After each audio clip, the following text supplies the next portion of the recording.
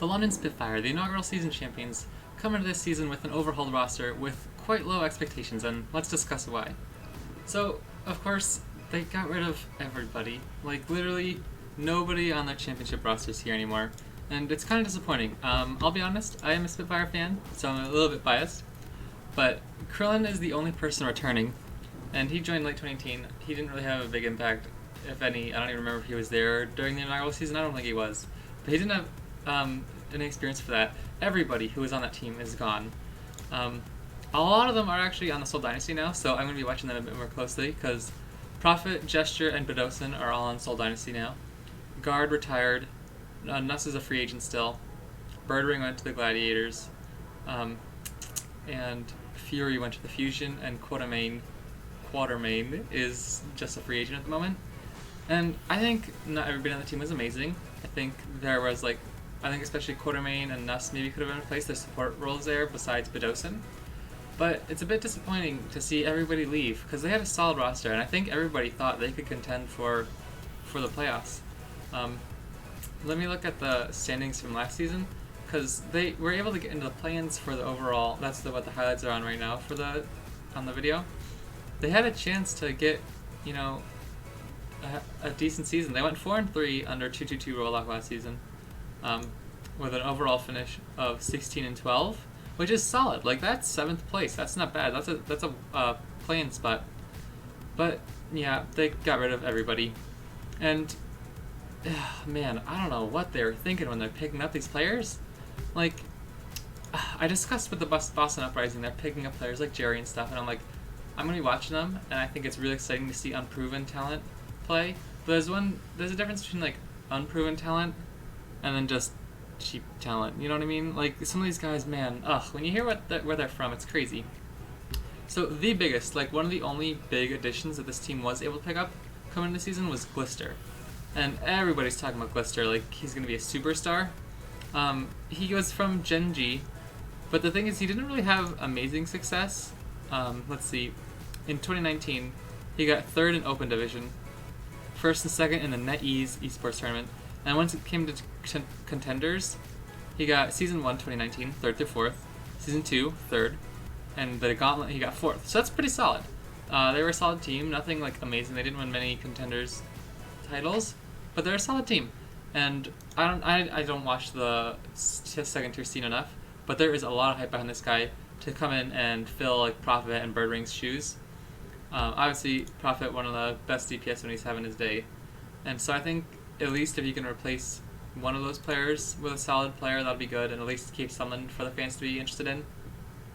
Then after that, it drops off a little bit. You get Shui, who didn't have much contenders experience actually at all. 2018 Season 3 finished in January of 2019, so that was a while ago. And after that, he got 3rd through 4th in Contenders Season 1 for 2019 with Runaway. After that, it was just the NetEase esports tournament and the Korea Cup, so not really high-profile teams. But after that, he came to the Spitfire, and I think he'll be alright. I don't think he's going to be great, because he did have some success, I guess, in the NetEase and the Overwatch Korea Cup. I don't really think that's a good indicator, so I'm a bit worried about him as a second DPS. Conan Bernard, he's our off-tank. Had a lot of success in Contenders North America with Fusion University until they moved to Korea, where they also got 1st place in the trials, but then 5th through 6th in the actual Contender season. So again, I'm kind of worried this was just a budget pickup to keep the language going. And then this is where it drops off a little bit. Fuse coming in. In all the contenders, he never finished higher than 5th. He got 5th through 8th in Season 2 and Season 3 of 2018. And then in 2019, he got 3rd through 4th. Sorry, so I guess he did get above 5th once. And then when he went to Fusion University, he got 5th through 6th. So really, really subpar. And I think coming from these subpar teams, it's one thing to... I don't know, it's just crazy. You're on a subpar team in Contenders, and you expect to get bumped up to the Overwatch League and be better than a subpar team. It's not going to happen. And so I'm worried. I don't think this is going to be a great pickup. I haven't heard anything about Fuse before, really, so I don't know if he's going to be any good, but if I have to go by previous results, he didn't really succeed in contenders, and that does not make me think he can succeed in the Overwatch League. Next up, JMac. This is going to be the main tank. He had some success in Chinese contenders, but once they had an international competition in the Gauntlet, they got smacked around. And that worries me, because that's, again, only against contenders competition, and they got 9th through 10th in the Gauntlet. They lost to Gladiators Legion 0-3. So yeah, again, I'm worried. I don't know, like, just by judging by results, I don't think you guys can give them, I don't think you can give these guys enough credit to be amazing, you know what I mean? Like, there's no reason to expect them to be anything better than bad, because they didn't succeed much at the contenders level. It's not going to happen when you're going against the Overwatch League level. Highly, this one's really weird. He's from Seoul Dynasty, but I don't think he really played much, did he? I think he was kind of just like bench most of the season. I don't remember his name much. But either way, the Seoul Dynasty weren't a great team, even if he did play a bunch, and I'm just not remembering right. So, I mean, at least it's a player with some Overwatch League experience. Even if he didn't play much, he's kind of in that atmosphere. And so at least you'll have like some veteran who kind of knows what the league's about for all these new players. And oh boy, Sanguinar? What on earth? This guy, he doesn't even have an image on Wikipedia, but he never even played in trials, much less contenders. He played with Gen B, which is like Gen G's backup team apparently.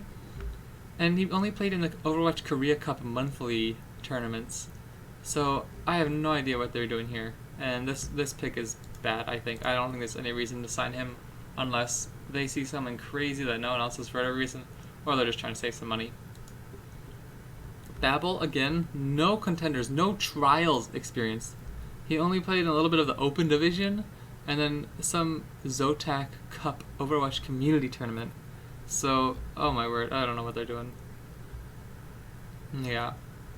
Although, another one who only played in the Korea Cup, Jihoon has one season of anything under his belt. He has one season in Contenders China, where they got 5th through 8th, so again, China, not the strongest region for contenders, and he only got 5th through 8th. Cleston, he had some Contenders season 2018, season 3 experience, where he got 5th through 8th, and then 4th in trials. Yeah. That's a lot of players, I know. I'm not going to go into detail about each one as much as I did some of the first ones, because I just don't know about them. But man, this roster is looking bad. I was like, like, I don't know, these guys are going to be really bad. I think Glister's the only player on this team who's going to do anything. You can always expect a breakout player, I guess, but I'm not expecting. These guys are bottom 5. I don't think there's any way they get above 15th place. Last season that was 10 and 18. I don't see them getting 10 wins. Yeah, this roster, it's bad. It'll be exciting to watch Glister. But as a Spitfire fan, I'm kind of disappointed. They had a really good core, and they sold them. But either way, I've been Emrat. Thanks for watching.